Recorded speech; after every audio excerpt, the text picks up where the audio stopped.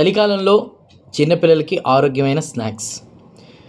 So, మనకు తెలుసు medicines అనేవి చలికాలం వచ్చిందంటే వాళ్ళకి కొద్దిగా అంటే జలుబు, దగ్గు, జ్వరాలు ఇలాంటివి ఎక్కువగా చూస్తూ ఉంటాం.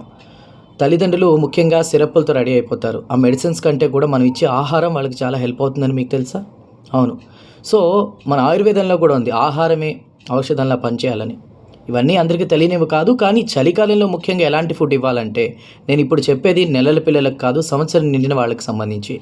సో, 1 ఇయర్ దాటిన తర్వాత పిల్లలకి ఎలాంటి ఆహారం ఇవ్వచ్చంటే, ముఖ్యంగా చిలకడ దుంప, స్వీట్ పొటాటో. ఇది చలికాలంలో వెచ్చదనాన్ని కలగజేస్తుంది. ఫైబర్ ఉంటుంది. చాలా మంచిది. రోగనిరోధక శక్తి పెంచుతుంది. వాళ్ళు ఆరోగ్యంగా, బలంగా ఉండడానికి.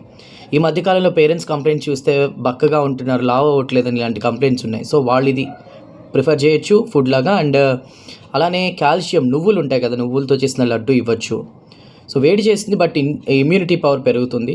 అలానే ఇంకొకటి ఏంటంటే మఖానా, ప్రోటీన్ కోసం వాళ్ళకి. అంటే అన్నీ మనం బ్యాలెన్స్డ్ డైట్ అంటాం కదా, కార్బోహైడ్రేట్స్, ప్రోటీన్స్ ఇవన్నీ కూడా ఉండాలి కాబట్టి సో మఖానాని డ్రై రోస్ట్ చేసేసి లడ్డూలా చేసి ఇవ్వచ్చు. అలానే ఇంకొకటి ఏంటంటే పసుపు పాలు లైట్గా, నేను ఒరిజినల్ పసుపు గురించి మాట్లాడుతున్నాను. అవసరమైన అందుబాటులో ఉన్న వాళ్ళు ఉపయోగించుకోండి, కల్తీలు లేనివి తీసుకోండి. అసలు వేసి వేయనట్టు పసుపు వేసి నైట్ టైం పాలలో వాళ్ళకి అలవాటు చేస్తే గోరువెచ్చని పాలు, జలుబు, అందులో పసుపులో ఉండే కర్క్యూమిన్ ఉంటుంది కదా అది.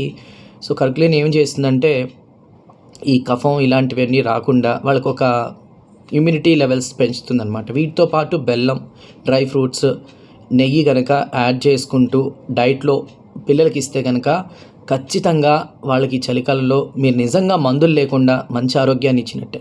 ఫాలో అవుదామా?